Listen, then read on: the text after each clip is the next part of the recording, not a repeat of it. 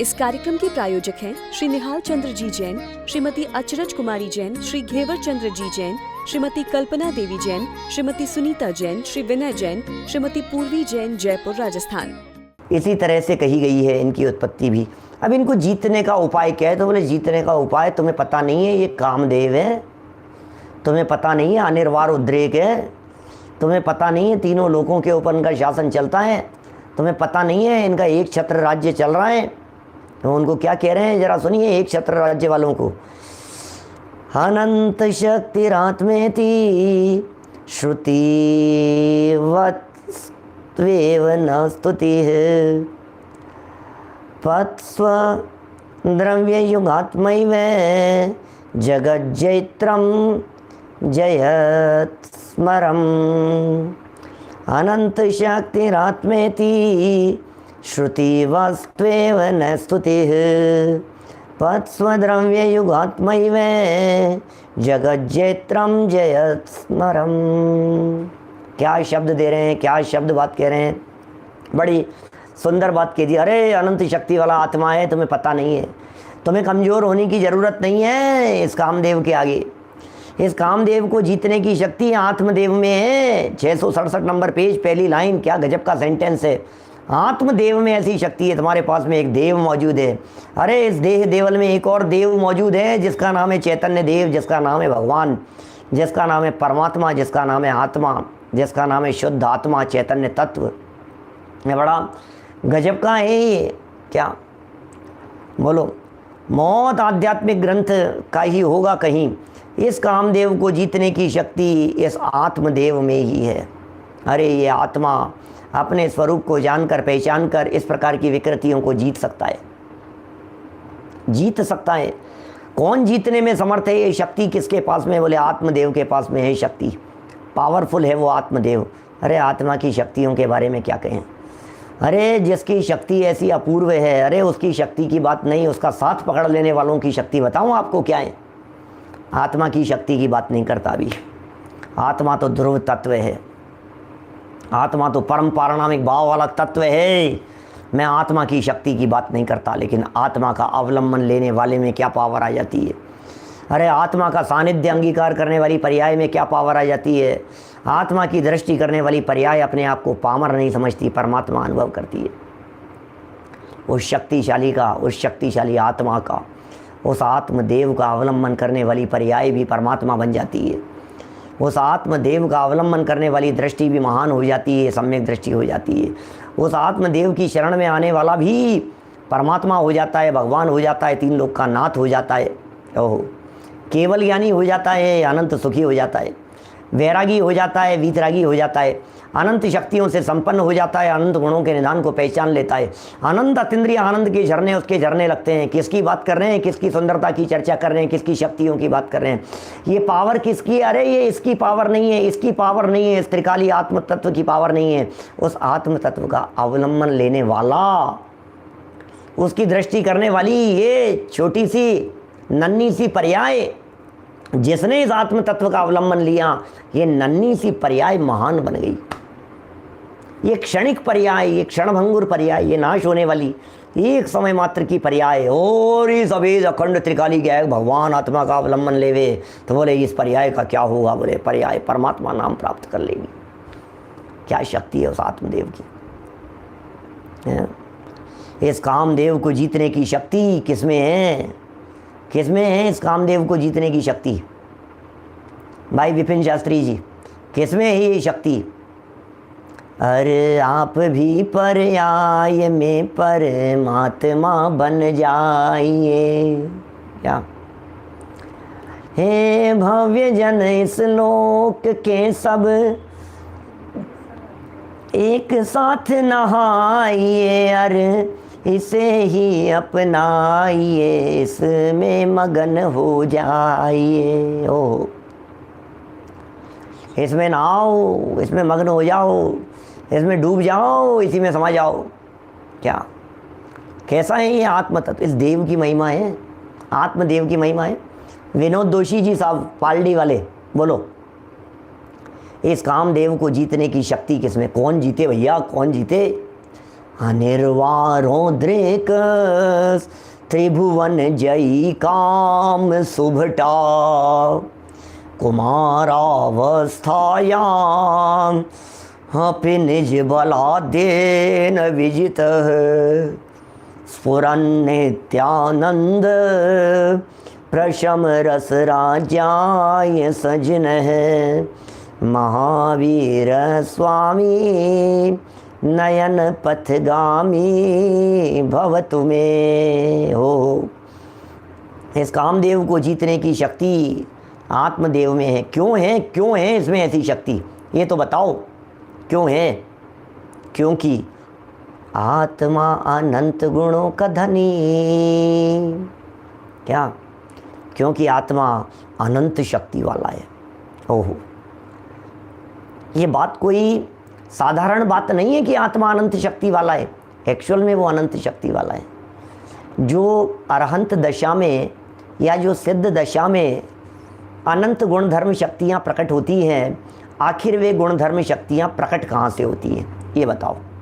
क्या? अनंत गुण धर्म शक्तियाँ जो सर्वज्ञ दशा में परमात्मा बनने पर प्रकट हो जाती है, वो परमात्मा बनने पर वो आखिर वो शक्तियाँ आई कहाँ से हैं? क्या बोलो,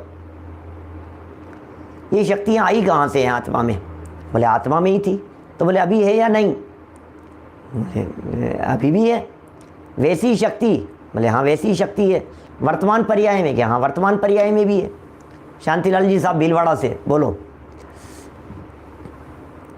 आत्मा अनंत शक्ति वाला है, क्योंकि अंदर स्वभाव में न होवे तो आए कहाँ से? गुरुदेव एग्जाम्पल दिया करते थे वो उसकी लेंडी पीपर की तिखास का।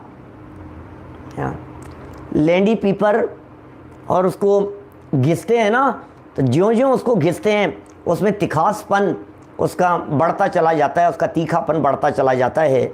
इसी तरह की बात कह रहे हैं। ये अनंत शक्ति वाला ये आत्मा है। यह श्रुति माने यह सिद्धांत वास्तविक है, ये वास्तविक है, ये यथार्थ ही है। कोई स्तुति नहीं है, कोई स्तुति अर्थात कोई बड़ाई नहीं है। अब आप क्या सोच रहे हो? हम कोई बड़ाई कर रहे हैं? हम आत्मा की बड़ाई कर रहे हैं? आप क्या सोच रहे हैं? हम आत्मा की बड़ाई कर रहे हैं, आत्मा की तारीफ कर रहे हैं, कहने के लिए तारीफ कर रहे हैं। भैया आत्मा की प्रशंसा करो, भैया थोड़ी सी आत्मा की प्रशंसा। अरे आत्मा की प्रशंसा नहीं, आत्मा एक्चुअल में ऐसा है। ये आत्मा हकीकत में परमात्मा है। ये परमात्मा कह करके कोई हम ऐसा नहीं कह रहे हैं कि कोई बड़ा चढ़ा करके बात कर दी हो।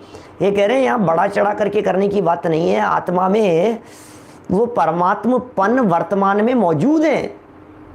जैसे पारखी व्यक्ति किसी पाषाण को देख करके उसकी तारीफ कर देता है, पत्थर को देख करके तारीफ कर देता है, कोई पारखी व्यक्ति किसी बालक को देख करके उसकी तारीफ कर देते हैं कि इसके माध्यम से बहुत बड़ा काम होना है। चाणक्य ने पहचान लिया था चंद्रगुप्त को जिस तरह से पहचान लिया था, बोले ये सम्राट बनने वाला है। क्या अंतिम मुकुटबद्ध शासक ये होगा, सम्राट चंद्रगुप्त मौर्य कहलाएगा। इसके नाम से इतिहास याद करेगा, अखंड शासन होगा इसका अखंड भारत के ऊपर। कितना बड़ा सम्राट होगा वो। पूछ के पग पालने में दिखाई देते हैं, देखने में पता लग जाता है। पारखी लोगों की निगाह होती है, वो देख करके पहचान लेती है, तुरंत निगाह में आ जाती है। ओहो ये और इसको ज़रूरत है, इसकी प्रतिभा को निखारने की ज़रूरत है, इसे बस थोड़ी सी पॉलिशिंग करने की। फिर देखो आप ये चीज़ क्या है। रफ खरीदने वाले इसी तरह से खरीद लेते हैं। यही कह रहे हैं कामदेव को जीते कौन? अच्छा किस में शक्ति है जी बताओ? अच्छे योद्धा जिसके आगे घायल हो जाते हैं। अभी कहा था ना, कूरे तिया के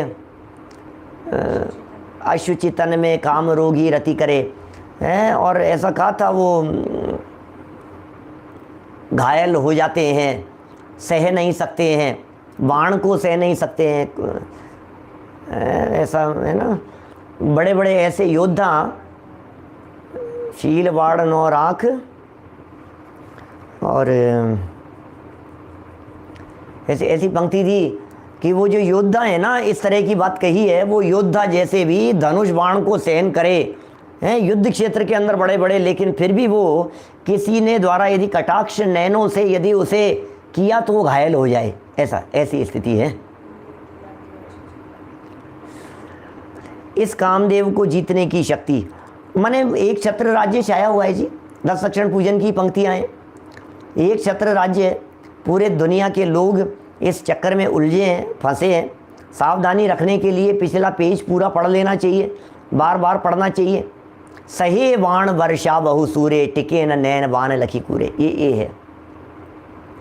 बहुत सुंदर, धन्यवाद जिग्नेश भाई आपको। सहे बाण वर्षा बहु सूरे, टिके न नैन बाण लखी कूरे। ओहो, ये कैसे कैसे शब्द दिए हैं ये।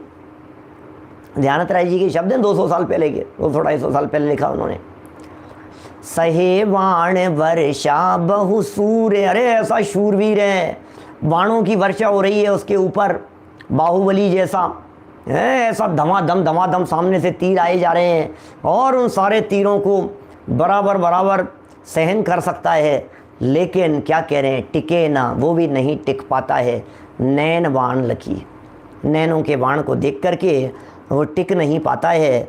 तो बोले कौन टिक पाएगा, अरे एक ही व्यक्ति है, कौन, वे ही आराधक टिक सकते हैं। कौन से आराधक टिक सकते हैं, वो ही आराधक टिक सकते हैं जिन्होंने चैतन्य स्वभाव का अवलंबन लिया हो, वो ही आराधक टिक पाएंगे जिन्हें आत्मा की महिमा आई हो। क्या समझ में आ रही है बात। माने आत्मा का अनुभव करने वाले, आत्मा के अतीन्द्रिय आनंद का स्वाद लेने वाले, फिर उन्हें ये सारा जगत फीका दिखाई देता है, फिर उन्हें इसका रस नहीं आता है। अब विषयों में ना ही रमेंगे, क्यों, निजानंद पान करेंगे। कैसा आनंद है। अब भोगों में ना ही फंसेंगे, क्यों नहीं फंसोगे, निजानंद पान करेंगे, निजानंद पान करेंगे। कौन कहेगा भैया ये वचन, कौन कहेगा, कौन बोलेगा, जिसने निज आनंद का रस चखा हो, जिसने आनंद रस को पिया हो। अरे मानतुंगाचार्य देव ने ऐसा प्रयोग किया, दृष्ट्वा भवंत मनिमेश विलोकनीयम नान्यत्र तोषमुपयाति जनस्य चक्षु पीत्वा पयः शशिकरे द्युति दुग्ध सिंधु क्षारम जलम जल निधे रसि तुम कई चेत। बताओ तो सही, खारे जल से भरे हुए पानी को पीने की इच्छा कौन करेगा। कौन, वो व्यक्ति जिसने एक बार क्षीर समुद्र के उत्तम जल को पी लिया हो। बोलो, क्षीर समुद्र का जल, चंद्रमा की किरणों से शीतल जल, अमृत तुल्य जल का रसास्वादन कर लेने वाला, पी लेने वाला व्यक्ति, अब उसे उसके सामने कोई व्यक्ति खारा पानी ला करके रखे, कौन पिए उस खारे पानी को, हैं? जवान पर टच, ए भगवान क्या पी लिया ये, मैं नहीं पी सकता। वो तो बात ही कुछ और है, उस रस की तो बात ही कुछ और है। ऐसा है, अंदर का आनंद जिनको जगता है, अंदर का आनंद जिनके अंतर में उछलता है, जिनके अंदर में अंतर का उत्साह होता है, उनके संबंध में लिख रहे हैं ये भैया। ये बातें कोरी कल्पना नहीं है, ये बातें कोरी बड़ाई की नहीं है, ये बातें कोरी कहने मात्र के लिए नहीं है। सच में उसको चखने वालों का आनंद कुछ और होता है। पता है, जनवाणी के सच्चे प्रशंसक, जनवाणी की सच्ची आराधना करने वाले, जनवाणी के सच्चे मार्ग पर लगने वाले जीव, वे अनुभवी जीव होते हैं। जो अनुभवी होते हैं ना, उनकी बात ही कुछ और होती है, अनुभवियों की वाणी कुछ और होती है, अनुभव से निकलती है, अंदर से निकलती है। अनुभवी व्यक्तियों के बात में वजन ही कुछ और होता है, बात को कहने में दमदारी कुछ और होती है। अग्नि कैसी होती है पारस भाई? अग्नि तो गर्म होती है, गर्म होती है, ठंडी ठंडी होती है, तो पता नहीं, थोड़ी थोड़ी एक झटका सामने वाले, थोड़ी से कच्चापन होता है ना, और गुरु थोड़ा सा आंख दिखा करके बात करे तो उत्तर बदल देता है शिष्य।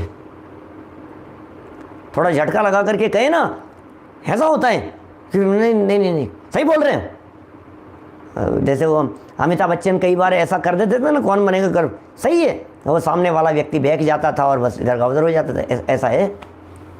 और जिस व्यक्ति ने अनुभव किया हो अग्नि के संदर्भ में, जो व्यक्ति को पूरा भरोसा हो अपने ज्ञान पर, अपने श्रद्धान पर, अपने आचरण पर, अपनी योग्यता पर, अपने क्षेयोपशम पर, अपनी धारणा ज्ञान के ऊपर, फिर क्या होगा, बस फिर तो दुनिया भर को जीतने वाला व्यक्ति, अपने इस विकार को जिसने जीत लिया है, सच में वास्तव में वही जीतने वाला व्यक्ति कहलाता है। आत्मा में शक्तियों की कमी नहीं है। अनंत शक्तियों के संदर्भ में मैं सच्ची घटना बतलाता हूँ, नाम नहीं बतलाना चाहता। हिंदुस्तान के सबसे बड़े, वर्तमान में बहुत अच्छे, प्रतिष्ठित, ख्याति प्राप्त, विद्वत्ता में जिनकी कोई सानी नहीं क्या, और दूर दूर तक जिनका मतलब बहुत यश प्रतिष्ठा मान सम्मान और पूरे राष्ट्रीय लेवल पर जो बहुत एक अपने आप में एक मानी हुई हस्ती के रूप में है, एक बार तत्व चर्चा करते समय हमारे साथ में घंटा 2 घंटा चर्चा चल रही थी वैसे ही, और तत्व चर्चा के दौरान जब आत्मा को अनंत शक्ति वाला इस तरह का कोई शब्द हमारे मुंह से निकला तो कहा, अरे पंडित जी ये तो कहने के लिए है, 4-5 शक्तियाँ ही तो है आत्मा में, ज्ञान दर्शन सुख वीर्य 4 तो ये कही है, 2-4 और मिल जाएगी, और बाकी तो फिर ऐसे ही कहने के लिए है। मैंने कहा अब मैं क्या कहूँ, अब इनको क्या बताऊँ हैं। ये वस्तु अनंत धर्मात्मक है, अनंत धर्मात्मक कही है जिनेंद्र देव ने। क्या जिनेंद्र देव ने इस आत्म वस्तु को अनंत धर्मात्मक बताया है, अनंत धर्मात्मक। ऐसे ही थोड़ी ना अनंत धर्मात्मक, ये काल्पनिक बात है, हवा में बढ़ाने के लिए कह रहे हैं, कहने के लिए कह रहे हैं। आत्मा में बस 2-4 ही शक्तियाँ हैं क्या, हाँ और कितनी होगी, और क्या 2-4 और मान लो, 2-4 और मान लो, और 2-4 बढ़ा दो, आप कहो तो 15 कह दो। अच्छा पंडित जी आपकी संतुष्टि के लिए 25 कह देता हूँ, और 26 आप नाम गिना करके बता दो मेरे को। अरे भाई अनंत के भी कोई नाम गिनाए जाते हैं क्या, अनंत के बारे में भी कोई बोला जाता है क्या, अनंत के बारे में भी कुछ कहा जाता है क्या, कौन कहे अनंत के बारे में।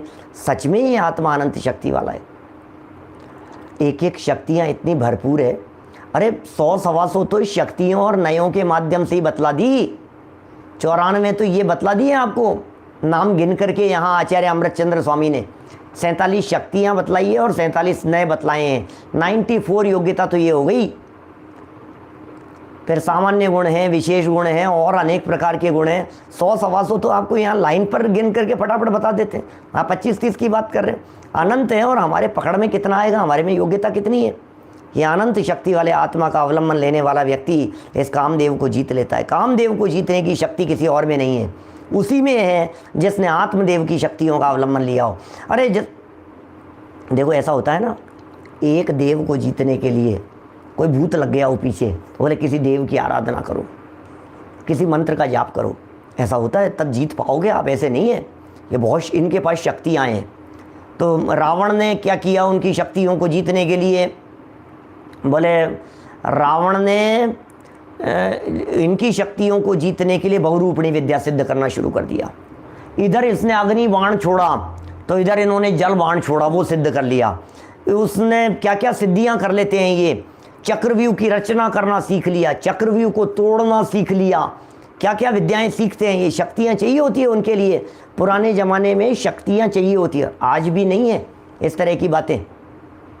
अपना हिंदुस्तान सारा कितना बजट, हिंदुस्तान का ही नहीं पूरे विश्व का कितना बजट आज हथियारों के लिए पास होता है। सैन्य शक्ति, सैन्य बल, जल सेना, थल सेना, वायु सेना के लिए हैं, खरीदने के लिए ये खरीद रहे हैं, वो खरीद रहे हैं, मशीनें खरीद रहे हैं, ये कितनी चीज़ों के लिए कैसे कैसे कितना धन खर्च होता है। आज भी देश के बजट का मुझे लगता है 50% से ज़्यादा, 50-70% बजट सुरक्षा पर खर्च होता है, सुरक्षा के नाम पर। किस लिए? शक्तियाँ शक्तियाँ शक्तियाँ। तो बोले ये कामदेव को जो है भैया बहुत खतरनाक है, देव है ये, तो बोले इसको जीतने के लिए आपको किसी दूसरे इससे जो बलवान देव है उस देव की आराधना करनी पड़ेगी। बोले कौन से देव की आराधना करनी पड़ेगी? बोले इस देव को जीतने के लिए तो एक ही देव भारी पड़ता है। बोले कौन सा देव है? उस देव का नाम है आत्मदेव। कामदेव के ऊपर जो भारी पड़ेगा वो आत्मदेव है। कामदेव के चक्कर में वो नहीं उलझेगा जो आत्मदेव की शरण में चला जाएगा। अरे जो आत्मदेव की शरण में चला जाएगा, कामदेव उसके ऊपर प्रभाव डालने में समर्थ नहीं होगा। कामदेव की शक्तियाँ फीकी पड़ जाएगी, कामदेव कमज़ोर पड़ जाएगा उसके ऊपर। किसके लिए कह रहे हैं? जिसने आत्मदेव की शक्तियों को पहचाना है, जिसने आत्मा का अवलंबन लिया है, जिसने आत्मा की शक्ति का सहारा लिया है, जिसने आत्मा की शरण ले ली है, चैतन्य देव की शरण ले ली है। आ जाओ, अब तो कुछ देर के लिए आकर के बैठो चैतन्य की छाँव में, चैतन्य की छाँव में आकर के बैठो। आओ, चंद क्षण के लिए, कुछ देर के लिए ही चैतन्य के तले, है ना, अंदर आकर के बैठो। तो कह रहे हैं आत्मा अनंत शक्ति वाला है, श्रुति वास्तविक है। ये श्रुति माने ये जो अकेले श्रुति नहीं है, अकेले कर्णेंद्री का विषय नहीं है नरेश जी भाई साहब, ये वास्तविकताएं यथार्थ ही है और कोई स्तुति नहीं है। स्तुति में क्या होता है? एक्चुअल में किसी भी वचन को बड़ा चढ़ा करके बोला जाता है, वो होती है स्तुति। बड़ा चढ़ा करके बोल रहे हैं, बड़ा चढ़ा करके प्रतिपादन कर रहे हैं, ये स्तुति नहीं है, कोरी बड़ाई नहीं है, ये एक्चुअल है, ये फैक्ट है, ये यथार्थता का प्रतिपादन है। आत्मद्रव्य में लीन रहने वाला आत्मा ही, लो वाक्य कितने गजब के हैं। कभी कभी ऐसा लगता है ये सूर्य सागर जी महाराज साहब हैं, ये आत्मा वाले महाराज थे क्या? ये क्यों लिख रहे हैं, क्यों ऐसा श्लोक कोट कर रहे हैं, क्यों आत्मा की शक्तियों की बात कर रहे हैं, क्यों आत्मा के बारे में कह रहे हैं? आओ झूले मेरे चेतन आत्म भवन में, हैं, आत्म भवन में आओ, चैतन्य की छाँव में थोड़ी देर तो समय बिताओ अपना, यहाँ आओ। आत्मद्रव्य में लीन रहने वाला, आत्मा में डुबकी लगाने वाला, आत्मा में समा जाने वाला, ओहो आत्मा का ही अतीन्द्रिय आनंद जैसे सुहाता हो, ऐसा रहने वाला आत्मा ही जगत विजयी, त्रिभुवन जयी, काम सुबटा, जगत विजयी कामदेव को जीत लेता है। जिसको जीता है, अभी इतनी देर से पिछले पेजों पर, पिछले दिनों में मैं समझता हूँ उत्तम ब्रह्मचर्य की चर्चा करते हुए, या ये 7वें नंबर की जो अपनी क्या कहेंगे प्रतिमा है, इस 7वीं प्रतिमा पर चर्चा करते हुए अपने को आज शायद तीसरा दिन है ना शायद।